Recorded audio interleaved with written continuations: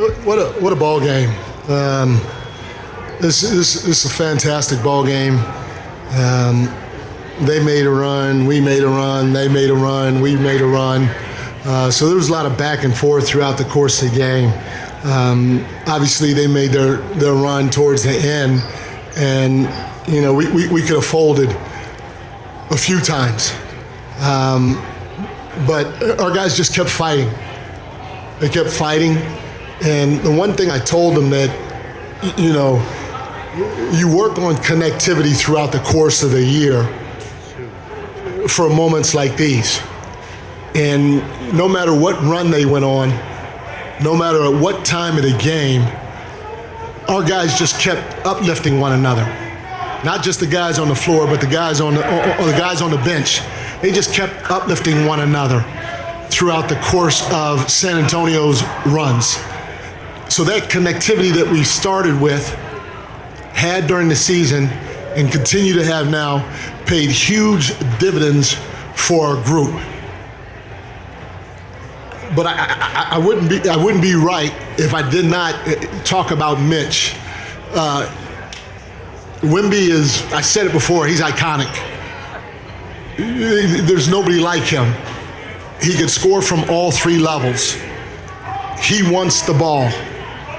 And two big possessions at the end of the game, we put Mitch on him. And what I'm proud about more than anything else is Mitch defended him the right way. Wemby's iconic. If he makes a shot, he makes a shot. You're not blocking a shot. But you make him work, you lead with your chest, you show your hands, and you embrace those details while trying to guard him, and then box out. It started with Mitch, and it ended with the other four guys boxing out. So just a heck of a job by Mitch guarding the most iconic player in the world on two possessions to possibly win the game. Phenomenal. Christian, first question here. Christian Winfield, New York Daily News. I mean, we've talked about resilience all year. Yeah. What's it like as a coach with the seat that you had right there courtside to watch your team fight time after time, run after run, as you mentioned, and come out with a victory like this? It's an amazing feeling as a coach to know how mentally tough your team is, no matter what the situation is in front of them. To see them continue to fight and fight and fight and fight, no matter what the score is, no matter how much time's on the clock, it's just a fantastic feeling. And I'm telling you, man, the NBA is tough. You don't experience what I'm experiencing with this group a ton. And it is a freaking joy to be around. Fred? Mike, you mentioned. Yes. Mike, you mentioned Mitch. Where do you think his composure and his discipline come from to be able to guard Wemby in the way that he does in those moments? So I'm a huge fan of country music. So I think when he listens to country music, he gets the chill vibes, because I know I do. So I'm sure that's where he got it from. You know what? I don't know. It's just how he's built, man. He doesn't seem like he ever gets too high. Doesn't seem like he ever gets too low. We play him for 30 seconds and pull him out. We play him for 7 minutes and pull him out, and he's the same all the time.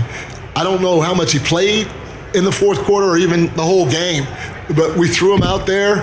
He got a stop. We sat him down. We threw him out there again, and he was the same. He just went and did his job. But that country music probably has something to do with it. Hey, Mike, the challenge you made, I mean, that was a pivotal play. I mean, can you take me through kind of what made you challenge it? It looked like you tried to bring in some subs to let Jordan make the decision. Like, what was going on there? Yeah, Jordan Brink, he's been a master at this. I've said it before, man. I got great assistants, even the guys sitting behind the bench, my young guys. I ain't gonna lie, I'm scared to death that one of these teams are gonna poach them, poach my guys. I'm surprised nobody's come at Chris Gent for a head job yet. The guy's won Summer League as a coach. He's a lead assistant here. I can go down the line talking about all my guys, but Jordan's fantastic. He's been doing this now 2 years in a row. I rely totally on him. Every once in a while, I'll lose my mind, and get emotional and try to sticking to the refs, even though I like all of them. That never works, and so I try like heck to follow Jordan's lead, and it was 100% his call. Straight ahead, Vince, third row. Goodwill, ESPN. 2 games Karl Towns has played as complete a basketball games, I think, as you've seen him play probably this season. What has your journey with him been like from the start of the season to now, embracing his role, embracing the small details to maybe a full maturation at this point? It's supposed to be like it is, you know. Like it was. He's a great player. I come in with a plan. Maybe the plan doesn't work. Who adjusts, him or me? Me. I adjust. The adjustment's not enough. You know, every once in a while we're not on the same page. We talk about it.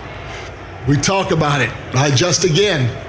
A little bit better. He's feeling good. We talk about it. You know, maybe we take a couple of steps backwards because what I did he doesn't like, which is fine. It's my job as a coach to fit whatever scheme work we have on both sides of the floor to all of our players. And if you're a great player, I got to make a little bit more adjustments, or I got to give a little bit more than you do. And we finally got to a point where he was comfortable, I was comfortable, Jalen was comfortable, OG was comfortable, Mikal was comfortable. And to me, that's what the regular season's about. The regular season is about finding your way so you can get prepared for this time of the year. And there's going to be a lot of ups and downs. And I hope there's adversity. I hope like hell there's adversity, because we have to see if we're strong enough when it comes to being connected to see if we can get through it during the regular season. So when we get here, anything we run into, we've already conquered during the regular season. We'll know how to handle it. James, here on the left.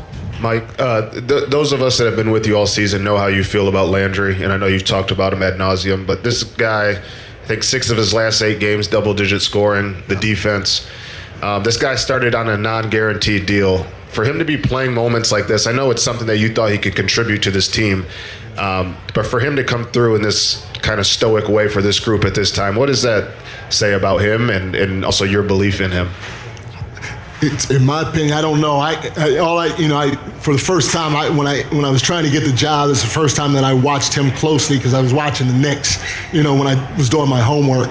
And to me, what it says is, he probably, not just here, I'm talking about his whole career because he's been a journeyman.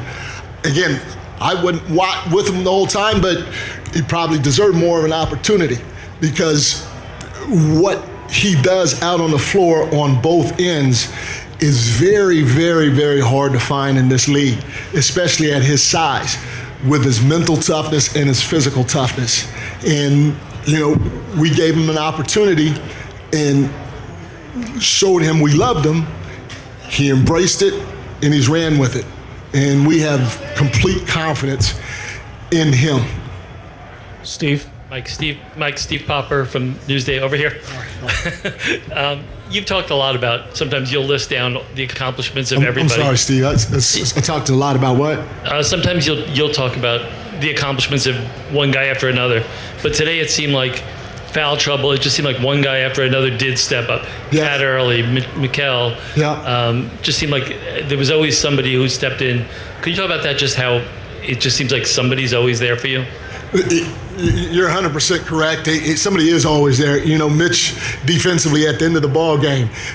Mikal during a stretch of the ball game was huge for us on both ends of the floor. You're not stopping a guy like De'Aaron Fox. You just got to try to make him work. We put Mikal on Foxy for a little bit, especially in the second half, and he made him work. But what he did for us offensively when we were struggling, and then when we took Jalen out, was huge. He made big play after big play after big play. Landry hit a couple of shots. Deuce came off the bench late and hit a big 3 for us. OG was huge on his drives. Again, a lot of contributions from a lot of guys, and that's why you like having a team, because it could be anybody's night on any given night. Our guys don't care. They sacrifice for one another, and we found a way to get a win. We'll take last two. Dan and Valencia. Dan in the back right. Yeah, Dan Devine, Yahoo Sports in the back here, Coach. You take that 14-point lead. The Spurs come back. I think it was 21-5 that run. You have to burn a couple of timeouts. So what's the message in those moments as you're talking to the guys, trying to get them collected as San Antonio makes that push? Stay composed. We have to keep touching the paint, trying to spray it if Wemby comes. If you're open, let it fly. Take care of the basketball, but more importantly, we have to get back. We didn't do a great job in transition during that time. They really got the ball out and attacked us in transition, so we have to do a better job. And we have to do part of that is trying to keep them out of the paint. So I kept trying to tell our guys, we got to shift better. We got to confront the ball higher. We have to get back sooner, and then we got to end it with a box out, and then we need to run, and we need to touch the paint, and if Wemby comes, just spray it. Last question here on the left. Valencia King with Real Talk Sports. Mike, you mentioned that connectivity that this team has, right? And I know every team is different, every season is different, but how has this group in particular stretched you to evolve as a coach? They what? How has this team stretched you to continue to evolve as a coach? How have they pushed you? They pushed me in a lot of different ways, not just the players, but my staff too. My door's always open, and I don't care whose idea it is that brings me an idea. I want to know. It's my decision at the end of the day to say yes or no for the group. And none of my coaches and none of my players are afraid to walk into my offices and say, hey, do this. But in the same breath, if I say, hey, do that, they're also not afraid to say, whoa, whoa, whoa, whoa, whoa. I hear what you're saying, but think about this, think about that. I don't think it's the best. Like I said in game one, I'm yelling at the refs, and I'm wasting my energy doing that. And they were doing a fantastic job, but I'm losing my mind. And Rick tells me to be quiet. Well, okay, Rick, you know what, you're right. I got to be quiet. That's happened not just in the last game and not just with Rick, but with players as well and other coaches. And so the connectivity that we all have, the trust that we all have, but more importantly, the fact that none of them are afraid to come look me in my eye and tell me what I need to do better by holding me accountable is huge.